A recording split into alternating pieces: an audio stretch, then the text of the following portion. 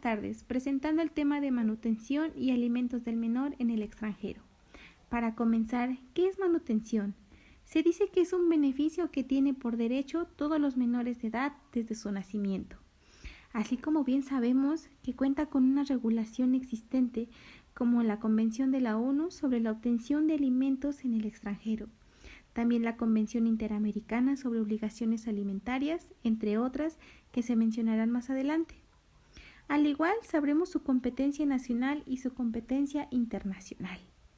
De igual manera, sabremos a qué se refiere con la ley aplicable y qué problemas cuenta nuestro Estado mexicano con la regulación de la obtención de los alimentos en el extranjero. Siendo así también las formas que hay para la obtención de los alimentos, los procedimientos por los que deben pasar. Y por último, a qué se refiere con medidas cautelares. Es así como comenzamos con mi compañero. Hola, mi nombre es Emanuel Iván Nativitas Luna. Nos tocó el tema manutención y alimentos a un menor.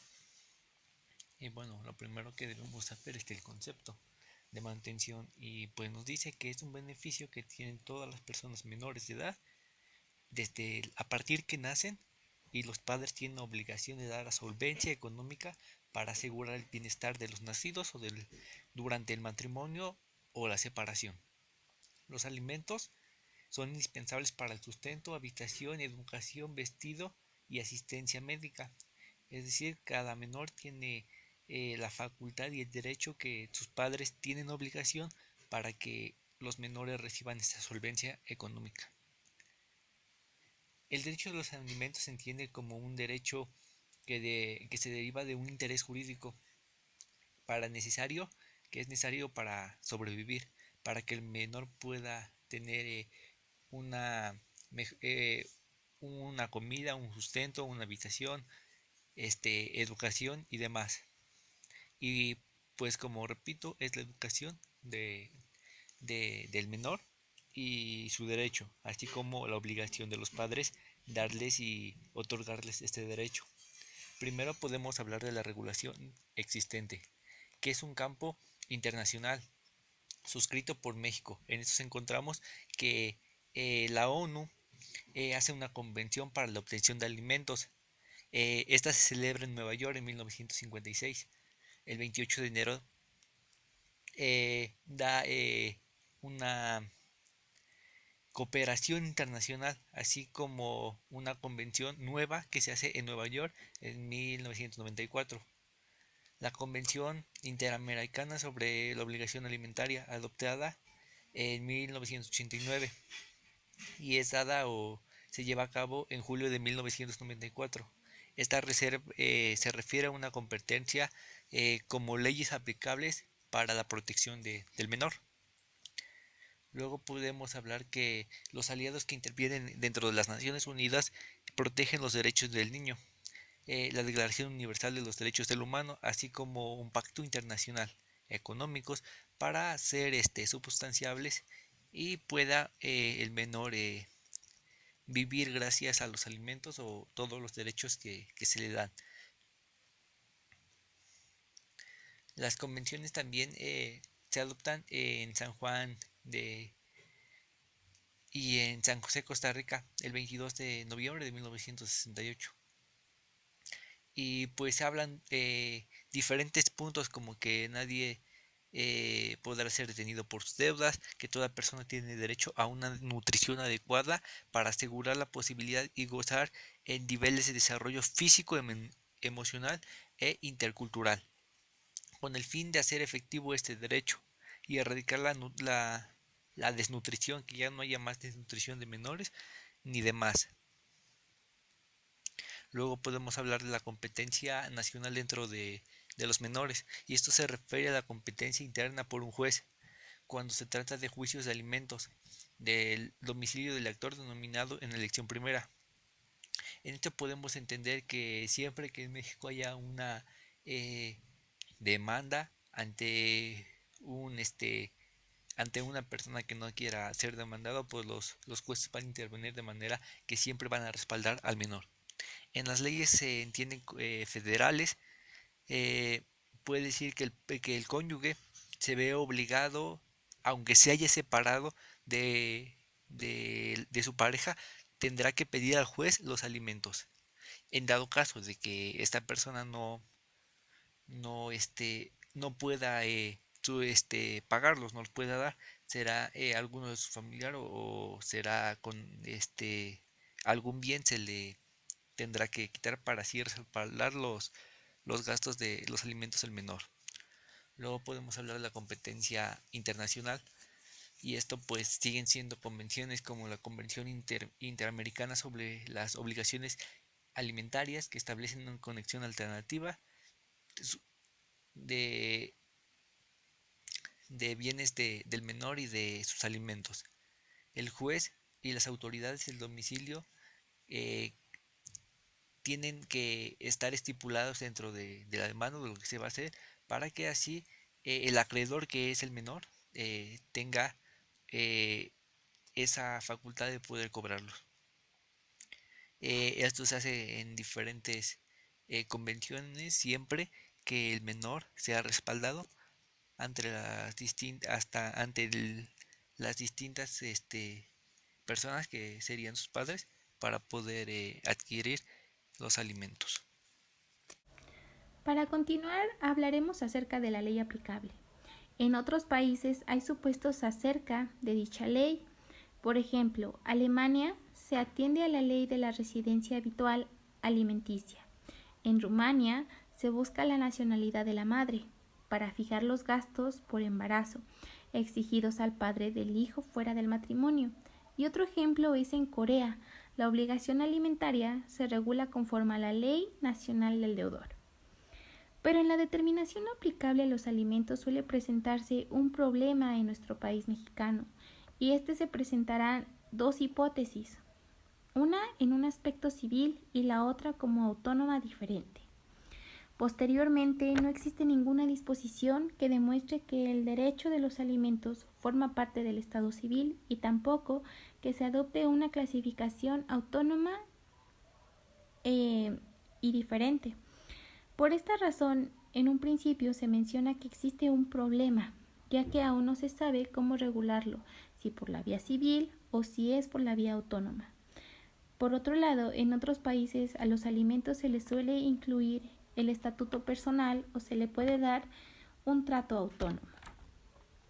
Por consiguiente, hablaremos de la ley aplicable según el derecho convencional internacional. En esta convención nos resalta la ley aplicable es más avanzada que la establecida en las leyes internas, que nos referimos a que son las entidades federativas. Esta ley, en su artículo 6, nos dice: las obligaciones alimentarias, así como las calidades del acreedor y deudor de alimentos, se regularán por aquel de los siguientes órdenes jurídicos que, a juicio de la autoridad competente, resultarán más favorables al interés del acreedor. ¿Qué quiere decir esto? En concreto, que aquel deudor y acreedor alimentarios se regularán por los ordenamientos jurídicos que favorezcan el acreedor. Y nos sigue mencionando cuáles son aquellos ordenamientos. Nos menciona dos incisos. En el inciso A nos dice que es el ordenamiento jurídico del Estado, del domicilio o de la residencia habitual del acreedor. El inciso B es el ordenamiento jurídico del Estado, del domicilio o residencia habitual del deudor. De igual forma, el artículo 7 nos dice que serán regidos por el derecho aplicable en conformidad con el artículo 6 las materias siguientes. Y nos pone 3 puntos. El primero es el monto del crédito alimentario, así como sus plazos y condiciones para darle su validez. El número 2, la determinación de quien puede ejercer la acción alimentaria a favor del acreedor. Y el 3, los demás requisitos para el ejercicio del derecho de los alimentos. De igual manera, el procedimiento para la obtención de los alimentos no existe en el ordenamiento interno. En México tienen un criterio territorialista que suele pensar que son autosuficientes para solicitar y satisfacer las pensiones alimentarias, lo que realmente es un error. Pero afortunadamente la Convención de Nueva York se le da la obtención de alimentos en el extranjero, prescribe un procedimiento basado en normas uniformes que son en pocas palabras el conjunto de medidas adicionales a las prescritas en el derecho interno o aquellas que pueden existir en otros tratados. A lo que se refiere este instrumento es que hay tipos de procedimientos, el que se aplica mediante una institución intermediaria y la tradicional que sigue por medio de un exhorto o carga rogatoria. Como ya mencionamos, estos tipos de procedimientos, y como ya lo mencionamos, el primero es mediante una institución. A lo que se refiere es que en un mecanismo simplificado es que en la hipótesis de un estado internacional se encuentre el acreedor alimentista y en el otro el deudor. El siguiente es el procedimiento ante el estado demandante. El demandante acreedor presentará ante el estado su domicilio, al estado de su domicilio y a la autoridad remitente la solicitud a obtener alimentos. Es así como la autoridad remitente transmitirá la solicitud y documentos anexos a la institución intermediaria del estado donde se encuentra el demandado, para que lleve a cabo el trámite correspondiente. El procedimiento ante la institución intermediaria. Lo que hace esta es que al recibir la solicitud de cooperación para la obtención de alimentos, la institución, que es el lugar donde se halla el deudor, procederá a obtener el pago de lo reclamado. Esto se llevará a cabo por medio de una transacción o un ejercicio de las acciones judiciales necesarias. Por último, el procedimiento mediante exhorto o carga rogatoria. Tenemos 3 incisos. En el primero nos dice que el exhorto podrá encaminarse a la obtención de pruebas. En el B, las partes podrán asistir al procedimiento o estar representadas. Y el C, la tramitación del exhorto no dará lugar al reembolso de derechos. Luego de estos procesos encontramos el reconocimiento de las resoluciones extranjeras sobre alimentos. En México, para el pago de los alimentos en el extranjero mencionados, nos dice que el que está relacionado con algún convenio internacional sobre reconocimiento y ejecución de estas y que existan convenios sobre el particular. Tenemos como requisitos y condiciones en el derecho convencional internacional. El inciso A nos menciona que el juez que dictó sentencia tenga competencia en la esfera internacional. El B, que los documentos, sentencias y anexos estén debidamente traducidos al idioma del estado donde se presente la ejecución. El C, al igual que el anterior, estén los documentos legalizados de acuerdo con las leyes del estado. El D, las sentencias y los documentos anexos estén revestidos de formalidades para que sean considerados auténticos. El F, que en el juicio se hagan asegurado la defensa de las partes. Y el G, que tengan el carácter de firme. Y en este caso se aplica la sentencia, la medida no tendrá efecto suspensivo. De acuerdo con la Convención Interamericana, los documentos de comprobación indispensables para satisfacer el cumplimiento de la sentencia son los siguientes. En número 1 tenemos la copia auténtica de la sentencia. El número 2, la copia auténtica de las piezas necesarias para acreditar que se le ha dado cumplimiento a los incisos anteriores, específico el E y el F. Y el 3, y por último, la copia auténtica del auto o resolución que declare que la sentencia tiene carácter de firme o que ha sido apelada. A lo anterior nos referimos a sentencia firme, el control de los requisitos y condiciones de una decisión extranjera. Por otro lado, el monto de la pensión nos dice que en México, si el deudor reside aquí, no está en posibilidad económica de pagar. Es así como el juez hará un ajuste al monto, ya que de otra forma dejará al acreedor sin medios de subsistencia, sin perjuicio de que cause. El deudor, si llega a subir sus ingresos, el juez puede cambiar el monto. Por último, y no menos importante, es en el caso de la acepción del orden público. Pongamos un ejemplo. Se trata de uno de los cónyuges ha obtenido sentencia favorable en contra del otro para que pague los alimentos.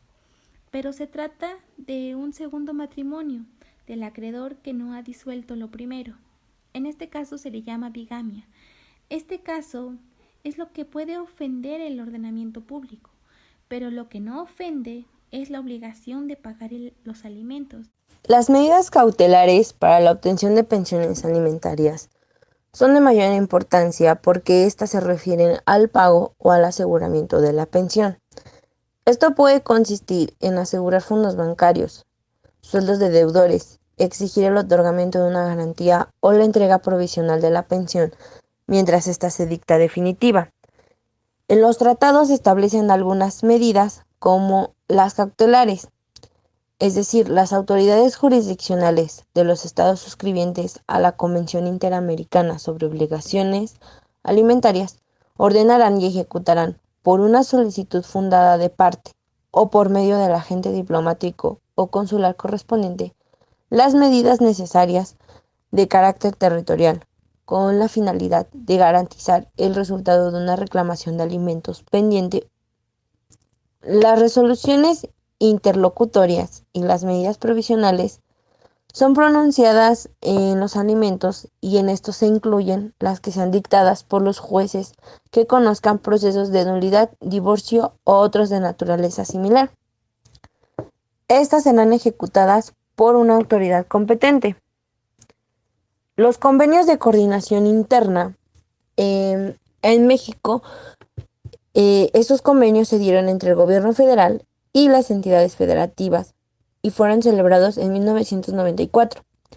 Estos abarcan adopciones de menores, sustracción de estos y atienden conflictos por pensiones alimentarias para hacer frente a los problemas internacionales. En este convenio se prescribe que el DIF de cada entidad federativa realizará la función de autoridad central y el convenio prevé asimismo un programa de cooperación para el cobro recíproco de pensiones alimentarias. En conclusión, podemos ver que la manutención y la pensión alimentaria no exceptúa a nadie, puesto que existe la coordinación entre estados y tanto de manera nacional como internacional para que esta obligación no exceptúe a nadie.